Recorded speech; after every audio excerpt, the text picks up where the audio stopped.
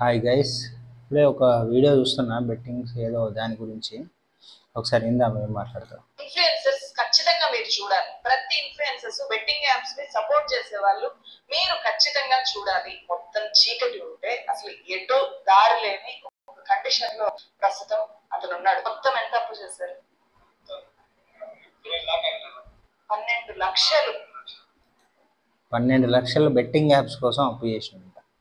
12 లక్షల రూపాయలు బెట్టింగ్ కోసం అప్పు చేశారు.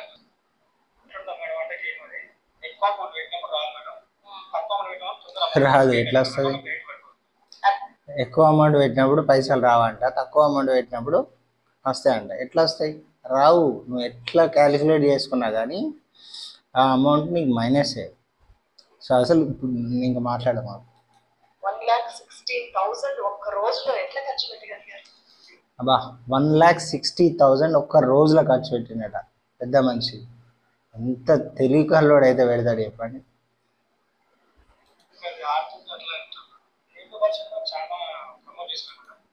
ఏమంటారు తెలుసా? ఆడతా అంటే ఆడబుద్ధి అవుతాడట. అది మంచి లేదు, చెడు లేదు, పైసలు పోతానే లేదు, పైసలు వస్తానే లేదు. ఆవిడే ఆడితే మంచిగా అనిపిస్తుంది. అమ్మ పైసలు 1,60,000 రూపాయలు అట్లుంటుంది మరి మనలతోటి. మన తెలుగు వాళ్ళతోటే ఉంటుంది. Common sense, basic common sense ఉండదు. మనలను గొర్రెలు చేయడం చాలా ఈజీ తెలుసా. అట్లా చేస్తారు మరి. అది ఏం చెప్పినా నమ్ముతాం మనం. అయితే ఆడు బెట్టింగ్ యాప్ ఇట్లా వచ్చి మీకు బెట్టింగ్ యాప్ ఇది దీంట్లో వేయండి, ఇప్పుడే 10 లక్షలు వచ్చినాయి, 5 లక్షలు వచ్చినాయి, ఇట్లా పడ్డాయి అని అనగానే కథ అబ్బని అవ్వా పడతాయిరా మనకు కూడా. పని పాట సాధాకిందంటే పడతాయి మనకు కూడా అని చెప్పి తక్కువ అని ఒత్తుడు, కథం పైసలు వేసుడు. నేను కూడా చేసిన పని చెప్తావు. నేను కూడా చేసిన, నాకు కూడా 25,000 బొక్క అయింది.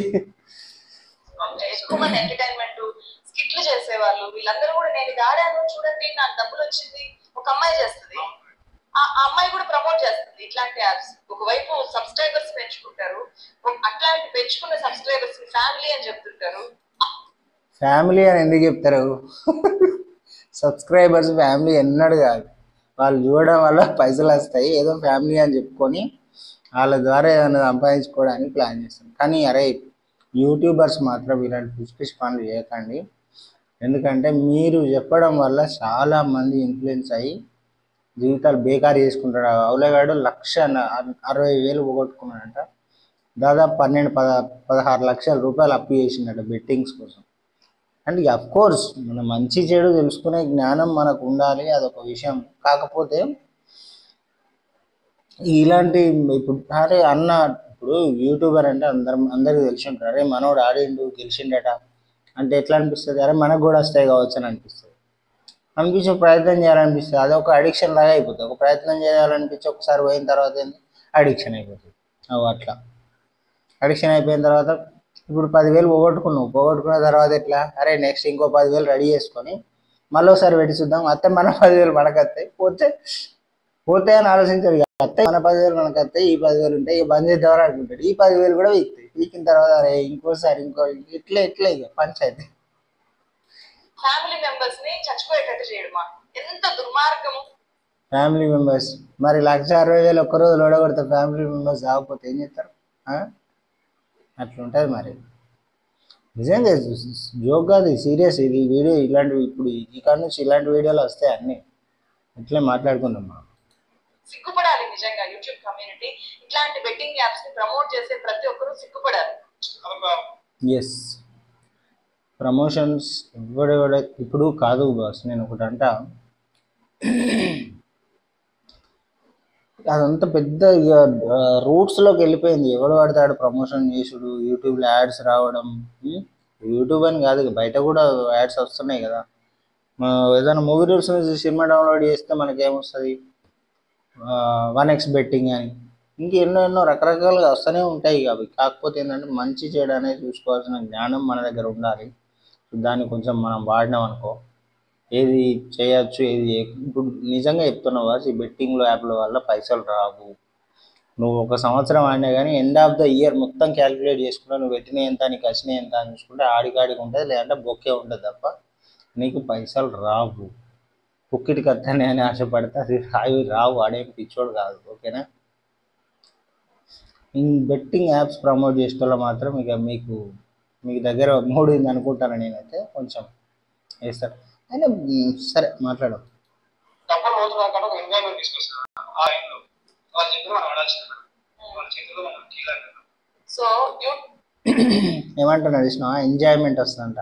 ఎంజాయ్మెంట్ అది చెప్పి రాడురని కాదు, కానీ ఎంజాయ్మెంట్ వస్తుందంట. మీ ఎంజాయ్మెంట్ కాస్ట్ 1,60,000 అప్పుడు కూడా ఎంజాయ్ పడాలి కదా మరి.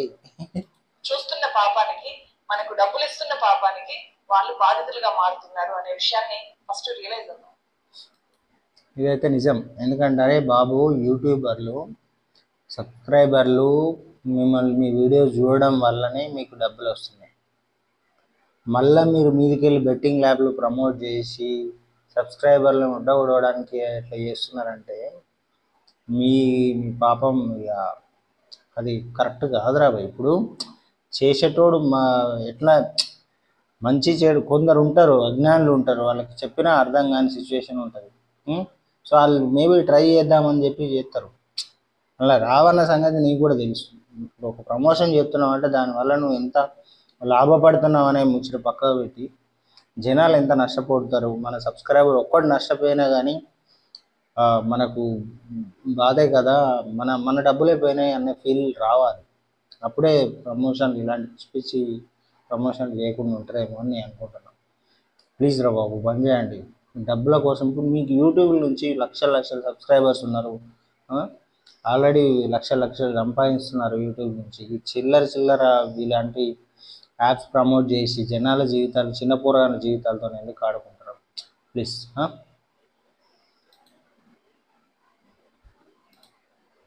నమస్తే ఫ్రెండ్స్, నా పేరు Tulasi Chandu. Betting apps, betting scam. మాకు బెట్టింగ్ యాప్ చేస్తేనే డబ్బులు వస్తాయి, యూట్యూబ్ డబ్బులు రావట్లేదు, మేము బెట్టింగ్ యాప్ చేసుకుంటేనే మాకు మంచి ప్రమోషన్స్ వస్తాయి అని అంటున్నారు. ఓకే, ఇంకా బెట్టింగ్ యాప్ ప్రమోట్ చేయడం మాని. ఓకే, సో ఇదైతే నా video. Let's subscribe to this channel. మళ్ళీ ఇంకో వీడియోతో మళ్ళీ వెళ్దాం.